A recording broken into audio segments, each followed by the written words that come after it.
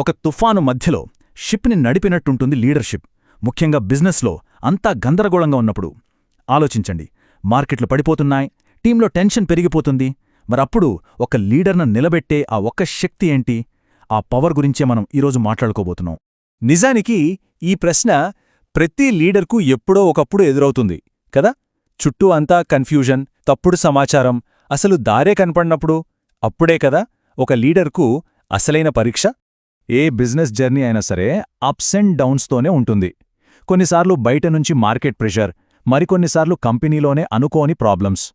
ఈ గందరగోళంలో దారి చూపించడానికి ఒక కంపాస్ కావాలి. మరి ఆ కంపాస్ ఎక్కడ దొరుకుతుంది? కష్టకాలంలోనే లీడర్షిప్ అసలు రంగు బయటపడుతుంది. ఇన్ఫర్మేషన్ తక్కువగా ఉండి టెన్షన్ ఎక్కువగా ఉన్నప్పుడు అందరి కళ్ళు లీడర్పైనే ఉంటాయి. ఆ విపరీతమైన ఒత్తిడిలోనే ఒక లీడర్ సత్తా ఏంటో తెలిసిపోతుంది. ఒక తుఫానులో లైట్ హౌస్ ఎలా దారి చూపిస్తుందో, నిజమైన లీడర్షిప్ కూడా కష్టాల్లోనే అలా వెలుగుతుంది. అందరూ భయంతో వెనక్కి తగ్గుతున్నప్పుడు ధైర్యంగా ముందుకు నడిపించే ఒక ఇంటర్నల్ పవర్ ఉంటుంది. ఆ పవరే కన్విక్షన్, లేదా మన భాషలో చెప్పాలంటే విశ్వాసం. ఆ ఇంటర్నల్ కంపాస్ పేరే విశ్వాసం.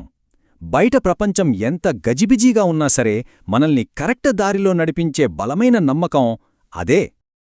చూడండి, విశ్వాసమంటే ఏదో ఆశ కాదు, అది మన స్ట్రాటజీ, మన ఐడియాల మీద మనకుండే అచంచలమైన నమ్మకం అన్నమాట. సిచ్యువేషన్ ఎంత నెగటివ్గా ఉన్నా మనల్ని నిలబెట్టే ఫౌండేషన్ అదే. ఒక్కసారి ఆలోచించండి, ఈ విశ్వాసమనేది కన్ఫ్యూజన్లో దారిచూపే కంపాస్ లాంటిది.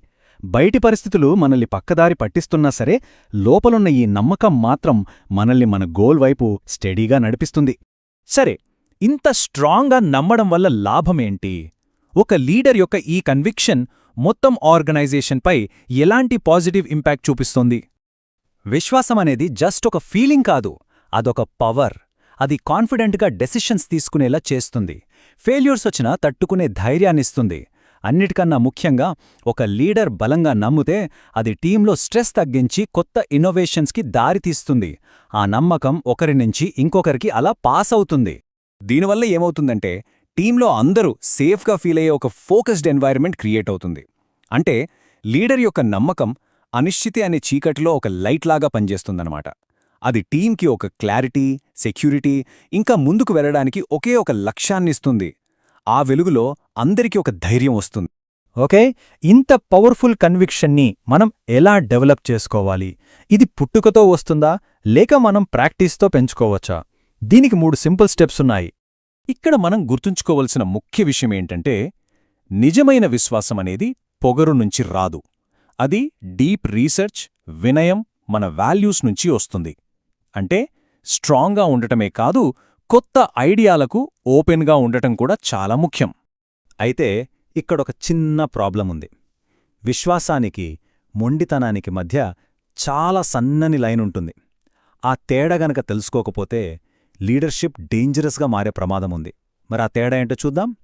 చూడండి, విశ్వాసమనేది బలంగా ఉన్న ఒక చెట్టులాంటిది. కొత్త ఇన్ఫర్మేషన్ వస్తే కొత్త కొమ్మలొస్తాయి. కాని మొండితనం ఒక గోడలాంటిది. అది ఫ్యాక్ట్స్ని పట్టించుకోదు, మార్పును అడ్డుకుంటుంది, చివరికి కూలిపోయే వరకు అంతే.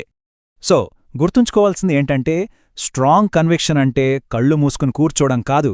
కొత్త ఇన్ఫర్మేషన్ వచ్చినప్పుడు మన ప్లాన్ని మార్చుకునే ధైర్యం ఉండటమే అసలైన విశ్వాసం. అదే మనల్ని సక్సెస్ వైపు నడిపిస్తుంది. కాబట్టి ఇప్పుడు మనల్ని మనం వేసుకోవాల్సిన ప్రశ్న ఒకటుంది.